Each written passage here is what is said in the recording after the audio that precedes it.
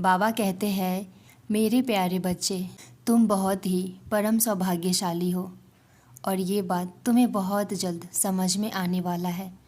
तुम समझोगे कि मैं ऐसा क्यों बोल रहा हूँ। बच्चे, तुम अपने जीवन में किसी भी प्रकार की चिंता मत करो। मैं जानता हूँ कि तुम अपने जीवन में बहुत ही परेशान हो। तुम्हारी इच्छा पूरी नहीं हो पा रही है जो तुम मुझसे कह रहे हो। तुम्हारी अब वो इच्छा पूरी करने जा रहा हूँ मैं। तुम चिंता मत करो, मैं तुम्हारी सारी परेशानी, तुम्हारी सारी तकलीफ़ दूर करूँगा। तुम बस अपना विश्वास मुझ पे हमेशा बनाए रखना। मैं हर पल, हर घड़ी, हर क्षण तुम्हारे साथ हूँ। तुम अपने जीवन में थोड़ा सा भी चिंतित या परेशान मत हो। तुमने एक बार मुझे थाम लिया ना, फिर मैं तुम्हारी मदद के लिए 7 जन्मों तक आता रहूँगा। बच्चे, अब तुम्हारा जीवन परिवर्तन होगा, जिससे तुम्हारे जीवन में ढेर सारी खुशियाँ आएगी और तुम्हारा जीवन सफल हो जाएगा। परिस्थितियाँ तुम्हारे अनुकूल धीरे धीरे होती चली जाएगी और बच्चे, तुम्हारी इच्छा पूरी होने का सिलसिला भी शुरू हो गया है। तुम्हारा साईं तो परम दयालु है। मैं अपने बच्चों को हमेशा संभाल के रखता हूँ।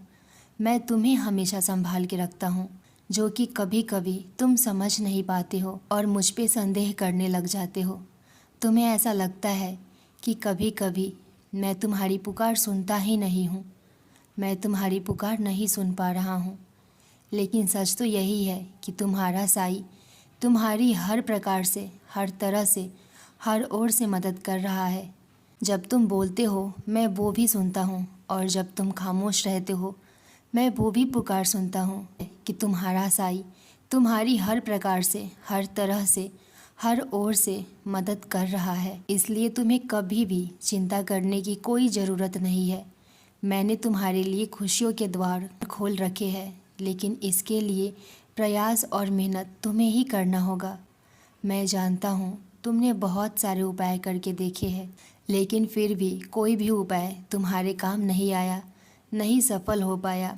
तुम्हारा भाग्य तुम्हारा साथ नहीं दे रहा। तुम पूरी तरह से निराश हो चुके हो और शायद कहीं ना कहीं इसी निराशा की वजह से तुमसे जाने अनजाने कई सारी गलतियां हो चुकी है और तुम अपने लक्ष्य से भटक रहे हो। बच्चे, ऐसा क्यों कर रहे हो?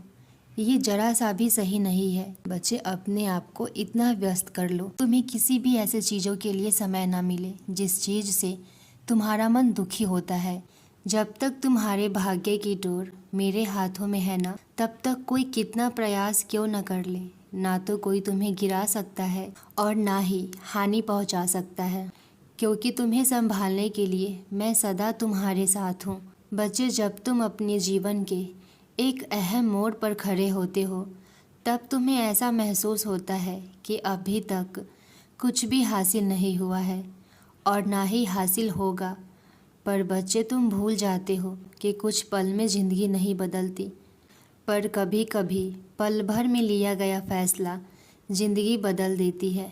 लेकिन बच्चे, यहाँ एक अद्भुत कृपा है। अगर मेरी कृपा हो जाए तो क्षण भर में काया पलट जाती है। तुम्हारे अंदर ये पक्का विश्वास होना चाहिए कि साईं जो कुछ भी कर रहे हैं वो तुम्हारे भले के लिए ही कर रहे हैं और यही मेरे लिए सबसे अच्छा है। लेकिन मैं क्या दूंगा, कब दूंगा, कैसे दूंगा या कहाँ पर दूंगा, ये मेरी मर्जी है।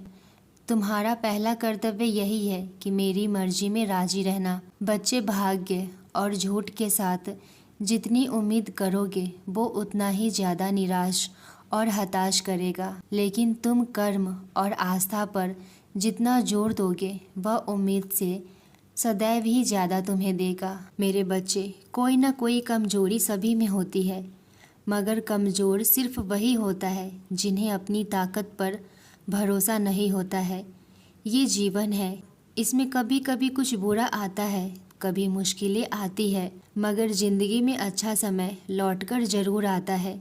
तुम्हें मुझ पर, मेरे कृपा पर भरोसा रखते हुए तुम्हारा काम है चलते रहना, जीवन में आगे बढ़ते रहना, क्योंकि जब तुम आगे बढ़ोगे तभी वक्त बदलेगा और परिस्थिति भी बदलेगी। मुझे तुम्हारी पीड़ा का एहसास है।